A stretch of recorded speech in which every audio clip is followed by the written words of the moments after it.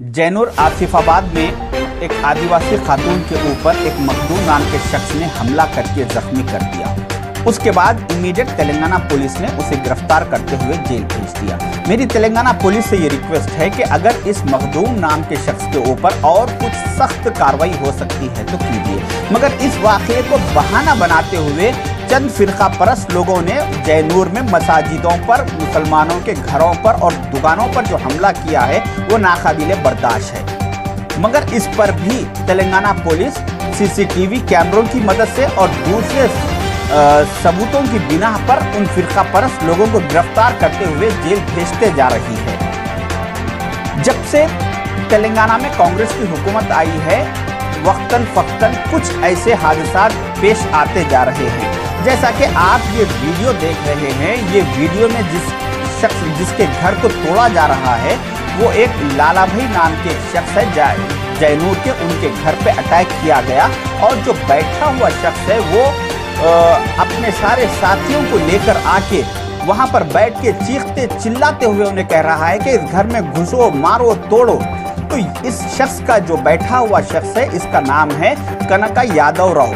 ये बीआरएस का x library chairman है। सुनने में आया है कि ये केटीआर साहब का बहुत करीबी लोगों में से माना जाता है। तो मेरी केटीआर साहब से ये रिक्वेस्ट है कि केटीआर साहब ऐसे अपने पार्टी के लीडरों को इमीडिएट पार्टी से सस्पेंड कीजिए और पार्टी के दूसरे सारे लीडर्स को ये स्ट्रिक्टली ऑर्डर्स दीजिए कि ऐसे चीज़ों से, ऐसे वाक़यात से दूरी इख्तियार करे। ऐसा इत्तेफाक क्यों हो रहा है केटीआर साहब कि तेलंगाना में जो भी गड़बड़ हो रही है उसमें कहीं ना कहीं कुछ बीआरएस के बड़े ओहदों पर रह चुके लीडर्स का ही उसमें उन लोग ही लीड कर रहे हैं ऐसे वाक़यात को। तो अगर केटीआर साहब इस पर अपनी खामोशी नहीं तोड़ेंगे तो तेलंगाना की आवाम ये सोचने पे मजबूर हो जाएगी कि कहीं ऐसा तो नहीं कि बीआरएस पार्टी इख्तिदार से बेदखल होने के बाद केटीआर साहब बौखलाहट का शिकार होके अपने लोगों को ये काम पे लगाए हुए हैं। मैं नहीं समझता कि केटीआर साहब इतनी नीच हरकत करेंगे, मगर केटीआर साहब अगर ऐसे वाक़यात पर अपने पार्टी के लीडरों को नहीं रोकेंगे और उन लोगों को सस्पेंड नहीं करेंगे तो कहीं ना कहीं ये सोचने पे मजबूर तेलंगाना की आवाम हो जाएगी। रहा सवाल दूसरा, मेरे कई चाहने वाले सोशल मीडिया पे मुझे ट्रोल कर रहे हैं, कह रहे हैं कि आपने तो मुसलमानों केसीआर को पहचानो, बहुत बोला केसीआर साहब के दौर में, अब क्या हो गया है कि अब खामोश है। तो मैं मेरे उन भाइयों से, तमाम लोगों से कहना चाहूँगा कि जब हम ऑपोजिशन में थे उस वक्त हमारी कोई सुनवाई नहीं होती थी, कोई डिपार्टमेंट हमारी बात नहीं सुनता था। इस वजह से हम मीडिया के ज़रिए से लोगों तक जो पैगाम है वो पहुंचाने की कोशिश करते थे। मगर आज हम हुकूमत में है, आज हमारा काम एक कोई ऐसे हादसे पे मजम्मती बयान दे देना हमारा काम नहीं है, बल्कि हमारा काम है हालात पे नज़र रख के उसको कम्प्लीटली कंट्रोल किया जाए। उसी तरीके से जिस दिन से ये वाक़या पेश आया उस दिन से मैं जैनूर के कई लोगों से मैं कांटेक्ट में हूँ। डेली मेरी दिन में उनसे 10 बार बात हो रही है और वहाँ के सारे तफसीलात लेके मैं हमारे सीनियर लीडर जैसा कि मोहम्मद अली शब्बीर साहब है और दूसरे मिनिस्टर्स है उन लोग तक पहुंचा रहा हूं। और मेरी वहां के एसपी साहब, डीएसपी साहब से भी कंटिन्यूसली मैं उनसे भी फ़ोन पे राब्ते में हूं। मैं अपनी कोशिश बराबर कर रहा हूं। मेरा काम ये नहीं कि मैं सिर्फ मजम्मती बयान दे दूं, बल्कि वहां पे हालात को किस तरह से कंट्रोल किया जाए ये हमारा काम है। कांग्रेस के सारे मुस्लिम कायदीन का, सारे लीडरों का ये काम है, वो बखूबी हम सब मिल के अंजाम दे रहे हैं। तो आवाम को चाहिए कि ऐसे हालात पे कुछ सिर्फ हमसे बयान की उम्मीद ना रखे। जैसा कि आप लोगों ने देखा कि जो एक बार जब भी कोई ऐसे वाक़यात पेश आते तो उस वक्त हुकूमत की नाकामी उस वक्त समझी जाती कि जब ये वाक़यात को हुकूमत रोकने में नाकाम होते जा रही है।